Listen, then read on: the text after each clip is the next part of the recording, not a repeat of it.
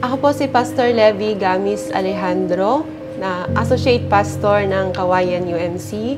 7 years na po akong pastor. Ang nag-inspire po sa akin na pumasok bilang pastor ay sina Reverend Medardo Sirasing at ng kanyang asawa na si Ma'am Marina. Bale, sila po kasi yung pastor namin doon sa outreach or sa worshiping congregation doon sa amin. Nakita ko yung way of ministry nila. In fact, ang pinaka gusto ko na ministry na experience ko through them ay yung walang visitation doon sa bahay namin na hindi sila nag-pray bago umalis. So, ina-admire ko yung ministry nila. That's why, nung in-encourage nila ako na magpastor, kahit ayaw ko, hindi ko alam kung bakit umuo naman ako. Yung most memorable experience ko sa ministry ay nangyari noong nakadestino ako doon sa first appointment ko as student pastor sa Nagrumbuan, na ngayon ay Jacob's Ladder UMC na. Ang ginagawa po kasi namin noon ay meron kaming Saturday visitation. Kapag dumarating na ako, diretso na kami nag-visit. Pero merong one time na ang kasama ko lang na nag-visit ay isang 8-year-old na bata. Ang tinuro niyang bahay na pinuntahan namin ay mahiyain. That time, mahiyain pa rin naman ako. Kaya, ang nasabi ko lang ay good afternoon at nagpakilala ng pangalan. Then, matagal na silence ang nangyari. Nagtitinginan lang kami nung binisita kong may-ari ng bahay.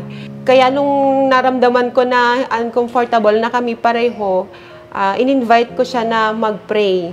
Pinag-pray ko siya at ng kanyang buong pamilya. Then, after kami mag-pray, nakita ko na parang lumuluha siya kasi pumupula yung cheeks niya.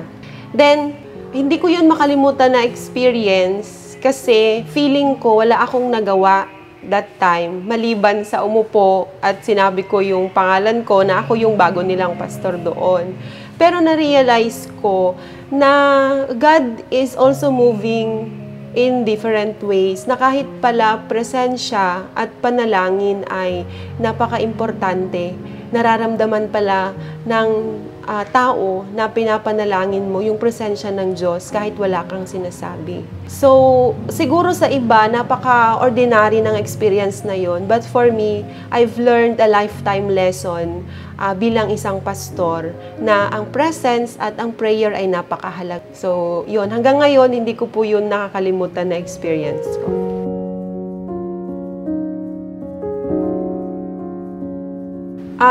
Ang pinaka-recent na test of faith ko ay nangyari last year. Last year lang, noong pinagbubuntis ko yung anak ko.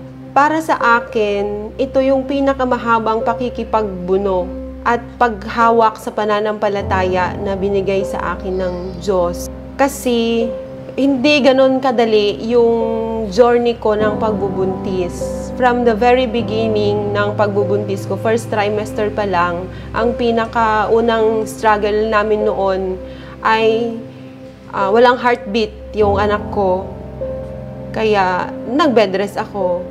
Hanggang nung umokay na, bumalik ako sa ministry, pero nung nasa last trimester na naman ako, kailangan ko na namang mag-bed rest kasi parang premature labor na naman ako. So, ang nangyari, during those times, kinailangan kong mag-bed rest na sa character ko kasi ayaw na ayaw ko yung nag-i-stay sa isang lugar. So, it is a test of faith for me kasi pinag-pray namin na magkaroon kami ng baby at tinugon yun ng Diyos. Pero bakit parang ang hirap-hirap makalagpas doon sa journey of pregnancy na yon. Kaya, yun, ang lagi ko na lang sinasabi is, binigay ito ng Diyos, kaya dapat panghawakan ko yung kanyang pangako.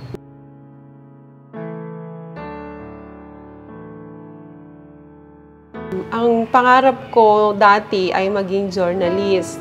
Gusto ko kasing maging anchor person or newscaster someday. Kaya siguro kung hindi ako pastor, anchor ako or newscaster.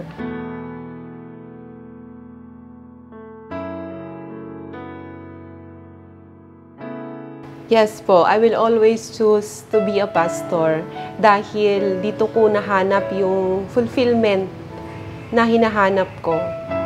At dito ko na natagpuan yung saya na hindi ko mahanap sa mga ibang career.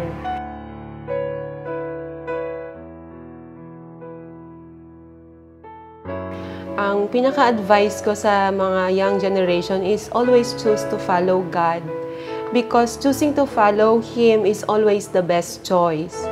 Though it's not easy, because there may be struggles, pain, or temptations na maaari nating ma-encounter along the way, but for sure, it's the happiest and the best decision we can ever make. I am Pastor Levi Gamis Alejandro Rupac, and I am a pastor.